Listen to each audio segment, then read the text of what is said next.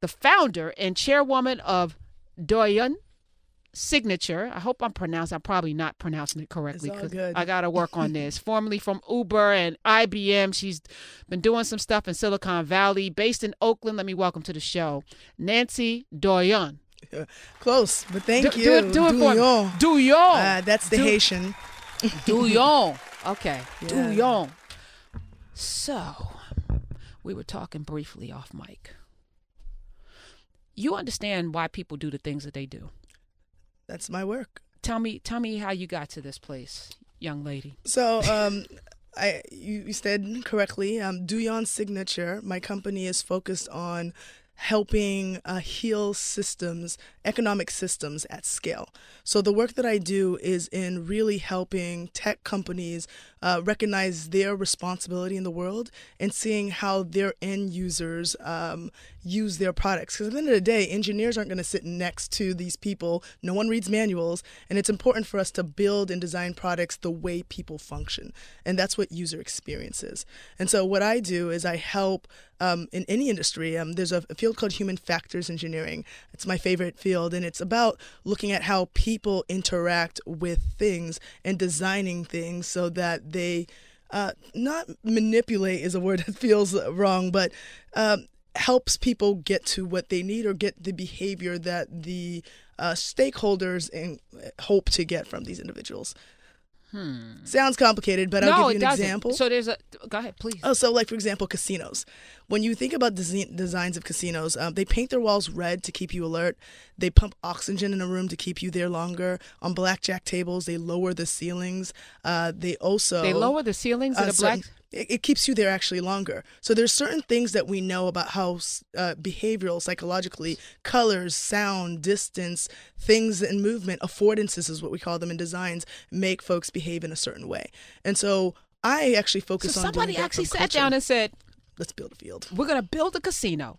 Mm-hmm. And they had somebody like you come in and say, okay, what's the goal? We got to keep people here 24/7 and we need all their money. Okay. Don't put any clocks on the wall. No Put clocks. the most addictive machines by the exits and in the the bathrooms. slots. Right. And so there's, think about it like interior design on crack, right? But except I do it for interfaces, for the web, for tech products, right?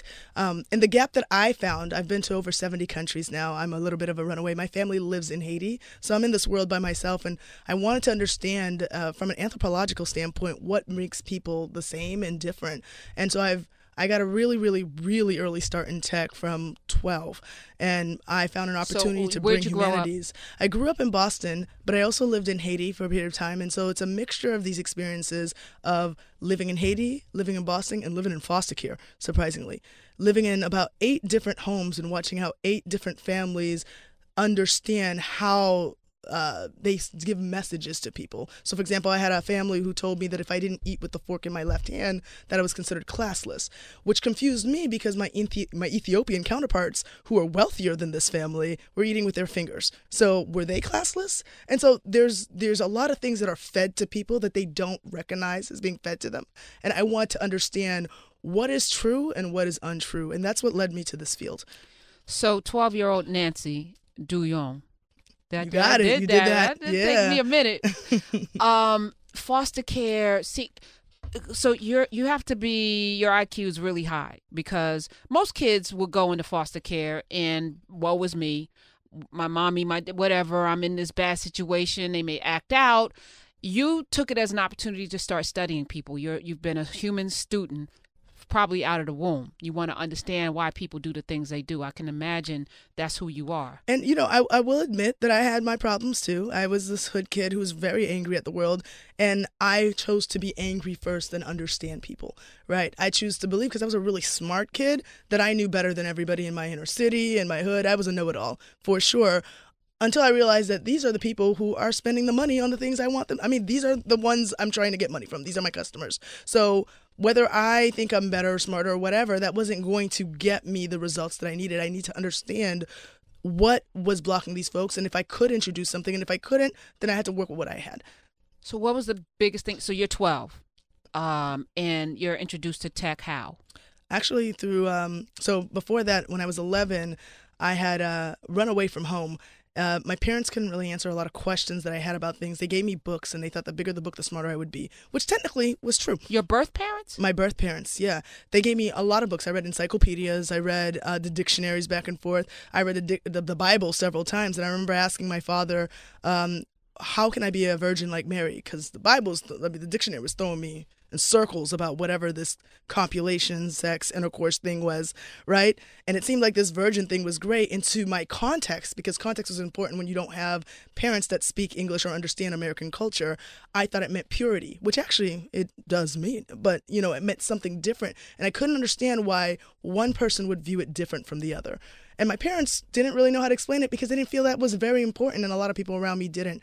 And so context, again, is important. I read on the back of a magazine, "Do you have questions?" I had lots of questions. At that time, you had to submit letters in, and I instead went to the address of the magazine. Luckily, it was in Boston. Ended up at the magazine space and had all these questions for them. And they had questions for me, of course. I'm 11. They said, "You cannot be here. How old are you? When's your birthday?" Didn't know my birth date because my parents didn't think that was important for me to know.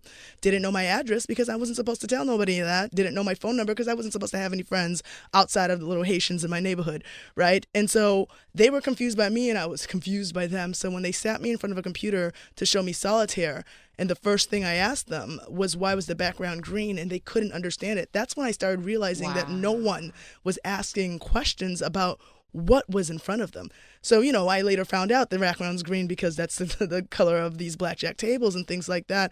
But I was just always so curious about why no one wanted to ask questions and what was really going on. And so I've kind of operated with that mindset. I was removing parts out of fans in my home to figure out how fans were working, which is not a good thing to do in a Haitian household, right? So after this magazine, ended up putting me in a robotics program. After 3 months of that, I said, okay, what now? And from there, they decided, right? I mean, this is my problem personally with like hackathons and things like that. Once I get done with that, now what? Like, what do I do to continue this education? And that can be really difficult for folks. And the internet wasn't as crazy as it was now, where you can sit there and just research all day. And so the great thing is they found this program at MIT in correlation with this program at it's called a Computer Clubhouse. And from there, they taught me music production and how to code and all these things. 60 Minutes recently. Well, yeah, it looked amazing. I thought it was fun. It's like all of these disciplines come together to solve problems. Yes. But, I was lucky to get in before anyone told me that I couldn't do it, right? No one was telling me that, now I hear that it's the perceived ability. They can't do computer science. They can't do math. They can't do a lot of things. But for me, it was games at first. And then when it became serious, I started questioning myself. I tell this story that my mother gave me as an example of how I see the world a bit. I remember my father came home one day and told me I couldn't shovel snow because, I wanted to, but he said, "You're a girl." And I couldn't understand. And my mother waited till he was gone and told me to go out and shovel the snow. And as I was shoveling the snow and I came back in, I'm like, this is horrible. Why would anybody do this? And she said, and that's why we don't shovel snow. It's not because we can't. It's because we don't want to, right? And that's how I see kind of a lot of the world, and a lot of the things I've learned is not that we can't do things. There's always, I just want to know the intricacies of it. But then from there, I like taking those parts, and this is the interior design part, and making them in a way that actually helps the world become better. So I see myself as the conscious to tech, right? Because here you have this tech westernized. Is known for we just went through this thing with Facebook and Google and all, like, why would you let people come in and manipulate human beings with fake news and a host of other things and vitriol? Who's responsible for right, that? And nobody is, right? Because it has no conscience, but it should have one. Which is actually a lot of what I talk about when even thinking about we call it decoding race, right? A lot of our technologies actually have picked up sexist and racist behavior because with artificial intelligence, they're learning from the internet that, for example, if you do like a quick Google search of like scientists, you're going to see mostly men, right? So the internet already is aware that there are biases, and we need to build almost a compiler, a conscious on top of it. And sometimes that requires telling it what racism is, what sexism is. And if we ignore that exists, these problems kind of persist.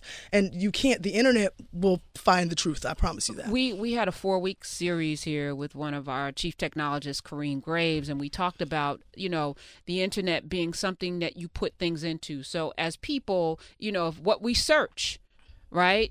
determines who we are. So if all we look at is the Shade Room and TMZ and Media Takeout and World Star Hip Hop, and that's what we predominate on, because that's what we predominate on, and the snarky headlines and clickbait, then the internet says this is what's black. And so, but we did that. White people didn't do that. You know, the man didn't do that. We, based on our habits. So even talking about R. Kelly, Spotify numbers through the roof because we don't have enough discipline to not Google search and look. You know who he is. You know the music. Mute it. Let's go. And let's send a different message about who we are and what we have an appetite for. How do we change our minds, though, Nancy? Because this is what you're talking about is 400 years of indoctrination into a mindset of mostly self-hatred. How do you undo that? And as a person that comes from a background where, your story would say maybe you should hate yourself, but somehow you figured out some things really young, early. That's that Afro-Latina. I always joke to folks that, there's the African Americans, there's the Africans, and then there's the Afro-Latina, which Haitians are. And so we have a Dominican Republicans. Right. You are also Haitian. Part of it is representation, right? I'll give a Snapchat example. There was a time when Snapchat first came out that because they did not take into context certain sizes of eyes, that everybody had yellow face, the slants on their eyes if you were of Asian descent, right? Because it couldn't pick that up. So this is a design flaw, right? Where if you didn't have the right representation in the beginning, you would know that this would probably not work for those individuals. So maybe you've seen those videos where faucets don't work on people of color, the sensors. Because our inside hands don't look the same, or light bounces off on light, right? If you have at least a light sensor, right? And so if you have a dark hand underneath, these things are optimized not to run off with the white sink, and so there was something tested, right? And so it just wasn't us. Band-Aids, not even tech. Right. All Band-Aids were flesh colored. Whose flesh? Right. And so you need representation is the first thing, right? You need someone there to say, wait a minute, this doesn't work for me. And so I find that it's very fortunate that a lot of these tech companies, the Google, IBM, Cisco's, Intel's, have found somebody like me to work with, because I've been able to be that differentiator in the room to say, hey guys, this doesn't work in Africa. This doesn't work in Asia. This doesn't work in the many countries I've explored. And so this is where my selling point is. How do we get more of you? We're talking with Nancy Douyon. Well, that's that perceived ability, right? I told the story about the snow earlier. We can't have other people tell us what we can and cannot do. It's just unfair. And, in terms of changing that outlook, I love telling folks there's a reason that people like black things, right? When you are underrepresented, you are still able to build and do things. There's a reason why you can give black people the worst parts of pig and they're going to make bacon, right? Chitlins. Right, chitlins, all that stuff. There's innovation in people who don't have much. You can't stop creativity. But there's also money in that. Think about it. If these folks are all under-resourced, underserved, and they're still building, think about taking that and scaling that out to the world. Likely, that will get you more customers. So, for example, when Uber came out, and you work with them, right? I do. And so when Uber came out, they were seen as a luxury to many people, right? Because think about it, that credit card that we all have here in the United States, do you think that's just available around the world? Right? That 3-digit PIN, that's not even available on credit cards everywhere. So what types of users are we pulling in to get in Uber vehicles? A certain amount of folks. But India and China, there's billions of people in this world. They still got money. They may not have credit cards, but how do you tap into that So what economy? Was the solution? The solution, we started introducing cash to our market, right? Surprisingly. Through what? And so, through Uber. We take cash in other countries. Oh, yeah. Okay. And so as a result of that, we have seen huge amounts of profit. I bet you have. Right. So here you are looking at folks that are underrepresented. So we tested this out in India, for example. And here you have these folks who don't necessarily have credit cards, but overnight introducing something that fit with their culture not only created opportunity and business for them, not only flipped the product to turn it from a luxury to something that everyone could use, but we then tested that in Brazil. We tested that in all over Africa. We now introduced something that was more global. And you know what that means? Ka-ching. Come on. Profit. So right? as I'm listening to you, Nancy, I'm getting frustrated. We do Tech Tuesday. It's Monday. It's Monday Mover. Today is #creativity on the Kwanzaa calendar. So this is perfect. But I get frustrated because to me, this is good business. What you're talking. Good business. So why is there 2%? Why are we only 2% represented in an industry that needs scalability and needs us? So I actually introduced a new field in a new term or a phrase rather in user experience. I call it nobility complex, right? It's this concept where a westernized perspective thinks that they know what's best for the rest of the world, and instead of seeking other perspectives, their own self-serving bias does things that make them happy, gives them a pat on the back. So for example, I'll give you a couple examples. One, let's say I asked you to design a mobile for a baby, right? With all the empathy that you have, and you probably would, let's say it's a baby boy, you might say, let's throw some trains on there, some planes on there. You're really, really considering this baby. But how is it that at the end of the day, you don't recognize that baby is looking at the bottom of planes, the bottoms of trains, right? With all your empathy, without you realizing there's a self-serving perspective where you're actually appeasing yourself and not actually building for the world. And this is something that I try to teach. Folks hate, the word diversity has become a bit of a buzzword, right?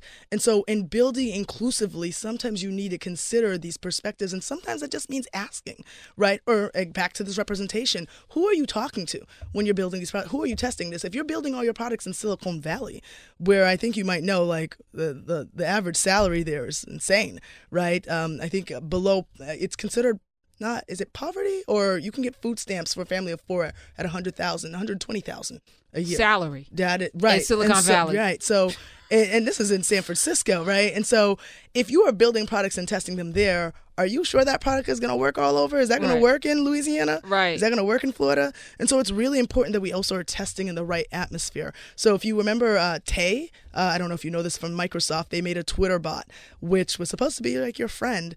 But what ended up happening is within 8 hours, Tay became a racist, sexist monster, right? Because it had learned all these things from the internet. But Tay was also tested for a couple years in China before it was launched in America, right? And you can't necessarily say whatever you want in China, right? And so when you're testing in the wrong atmosphere, you also end up having some of these issues, right? And then the only second, the other example I want to give is Haiti.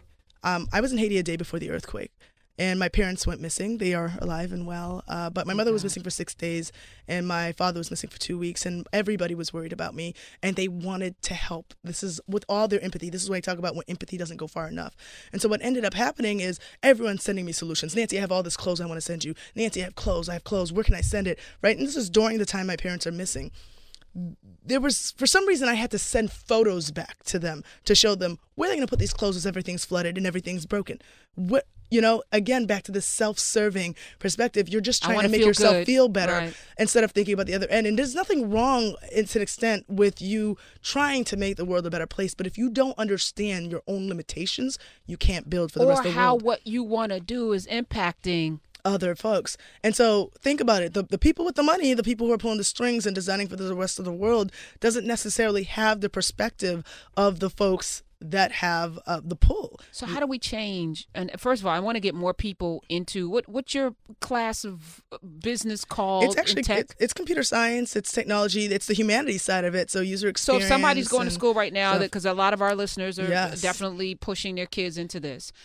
When they come out, where do they go on Indeed or whatever how do they search for a job in that space? Definitely Google user experience, definitely Google human factors, but also go to my blog. If you go to my Medium, Nancy Douyon, I have a UX cheat sheet, which is basically how to get into the field and all the things that you can study on your own. It's really important to know in computer science, different from every other field, there are more jobs than graduates.